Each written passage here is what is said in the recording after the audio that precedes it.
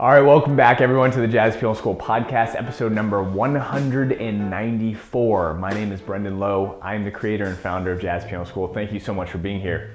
In today's episode, one of our amazing educators, Sterling Koza, is going to be bringing you a really fun thing. It's a fun idea, and actually when he sent me this idea, I was like, absolutely, right? And so he was going to be talking about shout choruses and introducing a lost art of the shout chorus into your solos, into your writing, into your arranging.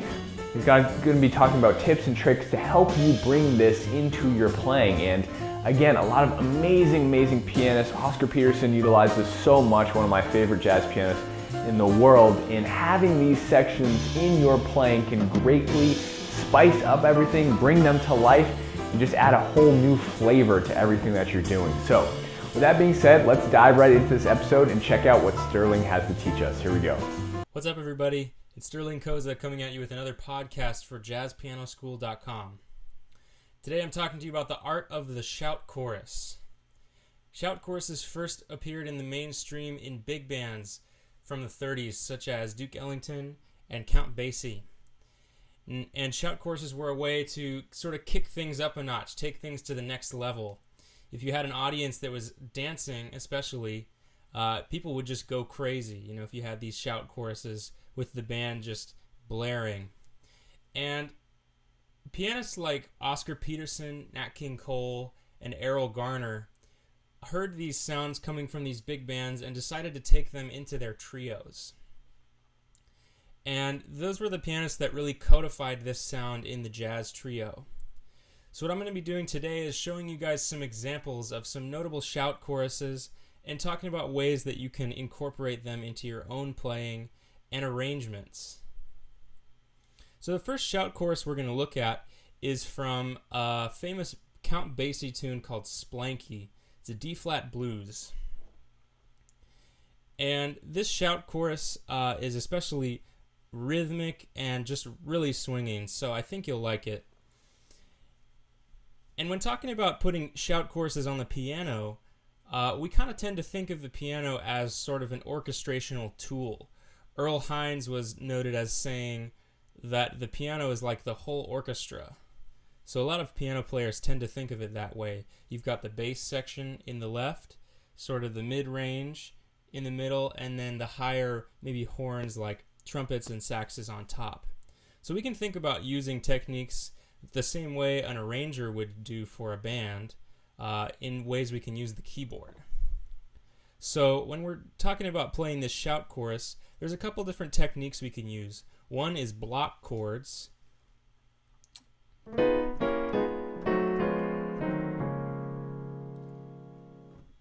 And another one is more sort of Red Garland style octaves with chords.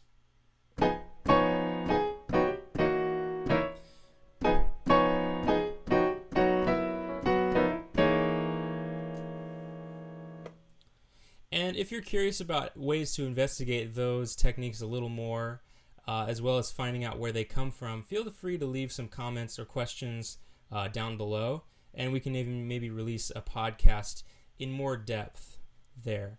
But today we're talking about some shout choruses. So without further ado, here's the Splanky shout chorus. First in block chords.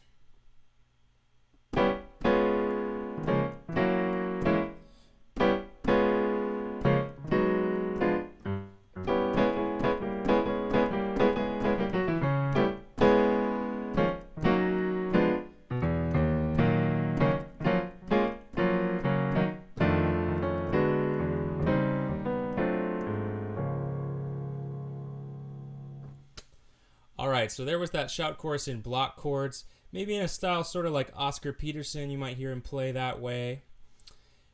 Now let's take things up a notch and do sort of more of the octave shout sound with the chords filled in.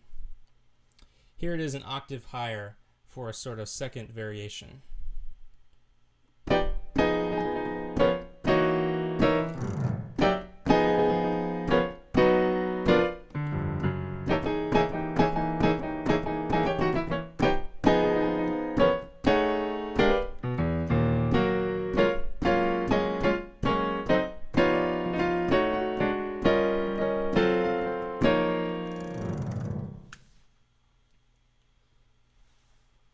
All right, so that was sort of an octaves way of playing that shout chorus. I had the right hand in octaves. All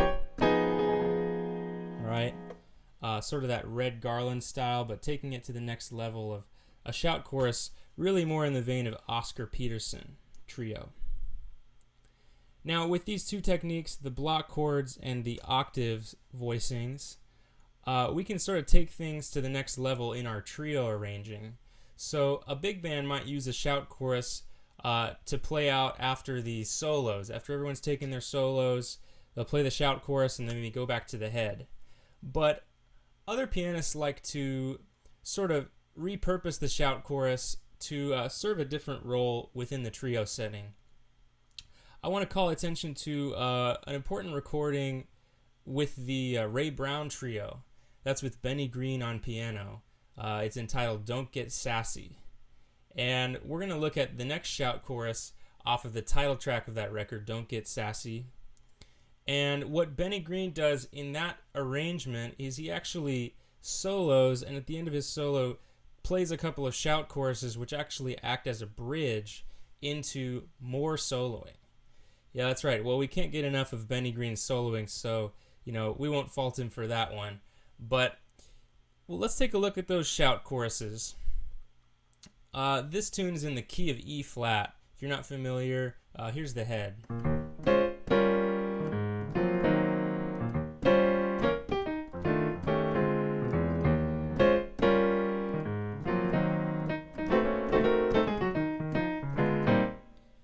That's an old Thad Jones tune, Don't Get Sassy. It's a real swinging tune, and these shout choruses are especially swinging. The first one takes place with block chords, actually. These are pretty close to the same voicings that Benny uses in the trio. So here's the first shout chorus.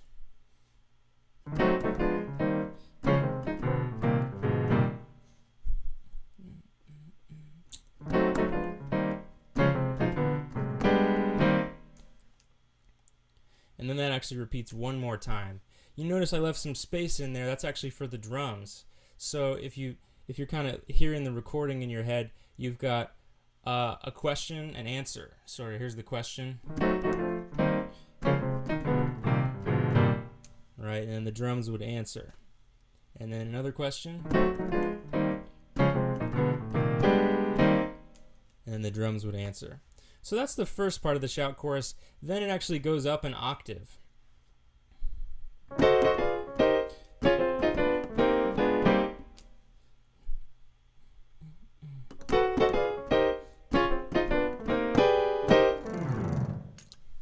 And sort of to simulate that band sound, that big band sound, sometimes pianists will put a fall on the end. Sort of as if the horns were falling, right? So that's a cool effect. And you'll notice when we went up the octave, things really got a little more intense. So that's another way to vamp up the energy. Take your voicings up an octave, maybe play some thicker voicings. Now, for the last part of this tune, they play a second shout chorus immediately following the first two. And this one uses more of the octave voicing, sort of a left hand voicing in the middle, mid-range, right? And then octaves filled in on top. So here's the last shout chorus of this tune. Starts on 2. 1, 2, 3, 4, 1.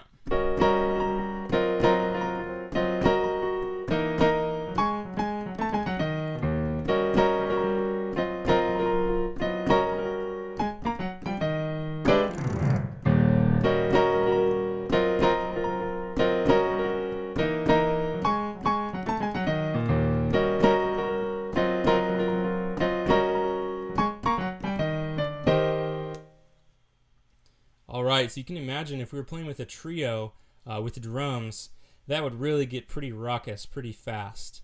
That's a pretty exciting shout chorus. And immediately following that shout chorus, Benny just totally rips. So I totally encourage you guys to check out that recording. That's Ray Brown Trio, Don't Get Sassy. Really fun tune to play, especially with those shout choruses. So, hope you guys enjoyed talking about these shout choruses today. It's sort of a lost art, the art of the shout chorus.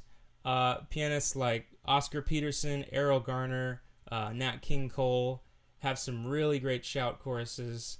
And also check out some big band recordings of shout choruses you like, and you can always arrange them on the keyboard just like we talked about today. So hope you guys enjoyed, and we'll see you next time.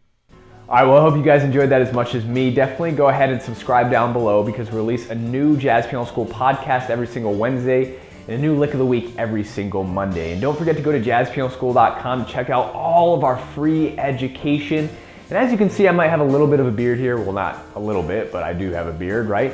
And I've been in quarantine. We're going to be releasing our brand new updated Jazz Piano School membership site coming really, really soon. We're going to be opening enrollment to everybody. That means you, the entire public, because we've been closed for about 6 to 7 months now, making amazing new upgrades for people like you, students like you, to make progress and experience amazing, quality, structured, and organized jazz piano education.